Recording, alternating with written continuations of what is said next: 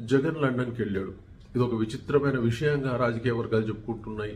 అలాగే social media కూడా ఏదో బై బై జగన్ అని చెప్తా ఉన్నాయి. అలాగే వచ్చేసి పత్రికల్లోను కొన్ని ఛానల్స్లోను వ్యతిరేక ప్రచారం చేస్తూ ఉన్నారు.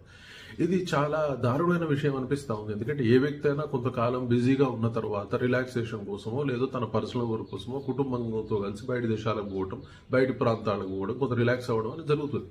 అంత మాత్రం చేత దాన్ని వ్యతిరేకంగా తీసుకోవాల్సిన అవసరం లేదు. ఇప్పుడు జగన్మోహన్ రెడ్డి వెళ్ళింది కూడా ఆయన కుటుంబంతో కలిసి లండన్కి వెళ్ళాడు. సో అంత మాత్రం చేత దాన్ని నెగిటివ్ ప్రచారం చేసేసి దాంతో టైంపాస్ చేసుకొని ఒక న్యూస్ ఛానల్ ఇంకేం ఛానల్లో న్యూస్లు లేవన్న విధంగా ప్రచారం చేయడం అనేది సరైన విధానం కాదు. మళ్ళీ దానిలో ఏమైపోయిందంటే అమెరికా పౌరసత్వం కలిగి లోకేష్ బాబు అనే వ్యక్తిని పోలీసులు ఎయిర్పోర్ట్లో అరెస్ట్ చేశారు. మళ్ళీ ఇదే విషయం అర్థం కాదు.